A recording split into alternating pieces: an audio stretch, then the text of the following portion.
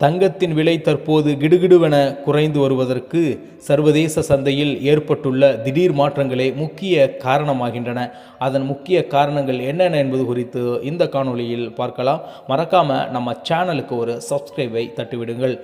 லாபப்பதிவு profit booking கடந்த சில நாட்களாக தங்க விலை வரலாறு காணாத உச்சத்தை தொட்டதால் முதலீட்டாளர்கள் தங்களது முதலீடுகளை விற்று லாபத்தை எடுக்க தொடங்கியுள்ளனர்.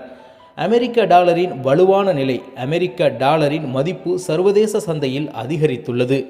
தங்கம் டாலர் மதிப்பில் வர்த்தகம் செய்யப்படுவதால் டாலர் வலுவடைவது தங்கத்தின் விலையை குறைக்க வழிவகுக்கிறது. அமெரிக்க மத்திய வங்கி அறிவிப்புகள் என்னவென்று பார்ப்போம். புதிய பெடரல் ரிசர்வ் தலைவராக கெவின் வாஸ் அவர்கள் நியமிக்கப்படலாம் என்ற எதிர்பார்ப்பு மற்றும் வட்டி விகிதங்கள் குறித்த கொள்கை மாற்றங்கள் முதலீட்டாளர்களின் கவனத்தை மாற்றி தங்கத்தின் மீதான ஈர்ப்பை குறைத்துள்ளது. பங்குச்சந்தையின் நிலவரம். அமெரிக்கா மற்றும் உலகளாவிய பங்குச்சந்தைகளில் ஏற்பட்டுள்ள முன்னேற்றங்கள் காரணமாக முதலீட்டாளர்கள் பாதுகாப்பான முதலீடான தங்கத்திலிருந்து விலகி மற்ற துறைகளில் முதலீடு செய்ய தொடங்கியிருக்கின்றார்கள். உள்ளூர் காரணிகள் என்ன? இந்தியாவில் திருமண சீசன் மற்றும் தேவை குறைவு காரணமாக மத்திய பட்ஜெட்டில் இறக்குமதி வரி குறித்து எதிர்பார்ப்புகளாலும் விலை சரிவு காணப்படுகிறது. தங்கத்தின் விலை நிலவரம் என்பது எப்போதும் ஒரு ஊசலாட்டம் போன்றதுதான். தற்போதைய சரிவு நிலையான ஒன்றுமல்ல. வரும் நாட்களில் விலை மீண்டும் ஏற வாய்ப்புள்ளதா அல்லது குறையுமா என்பதை பின்வரும் காரணிகளை கொண்டு கணிக்கலாம். விலை மேலும் குறையுமா? விலை இன்னும் சற்று குறைய வாய்ப்புகள். சூழல்கள். அமெரிக்க டாலர் மதிப்பு தொடர்ந்து உயர்ந்து கொண்டே இருந்தால் தங்க விலை இன்னும் சில வாரங்களுக்கு சற்று இறக்கத்திலேயே இருக்கும். பொருளாதார நிலைத்தன்மையின்மை. உலகளவில் போர் பதற்றங்கள் தணிந்து அமைதி நிலவினால் தங்க விலை மேலும் குறைய வாய்ப்பு இருக்கின்றது.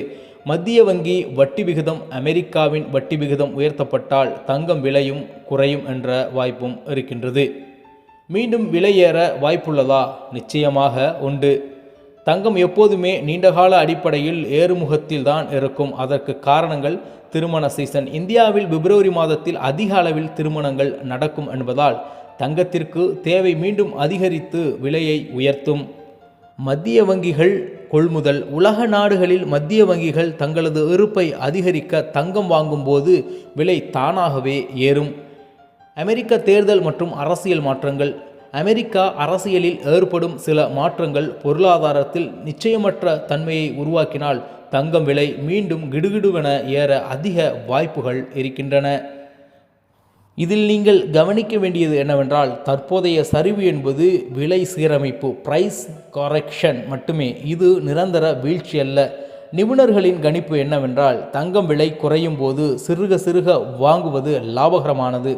நீண்டகால நோக்கில் பார்த்தால் 6 மாதங்கள் முதல் 1 வருடம் வரை தங்கம் மீண்டும் புதிய உச்சத்தையே தொடவே அதிக வாய்ப்பு இருப்பதாக நிபுணர்கள் கூறியிருக்கின்றார்கள். தங்கம் விலை எவ்வளவுதான் ஏறினாலும் இறங்கினாலும் இந்தியாவை பொறுத்தமட்டில் மக்கள் பெரும்பாலும் தங்கள் வாழ்வாதாரமாக கருதுவது தங்கம்தான். எல்லா நேரங்களிலும் தங்கத்தில் முதலீடு செய்வதையே இந்திய மக்கள் பெரும்பாலும் விரும்புகிறார்கள்.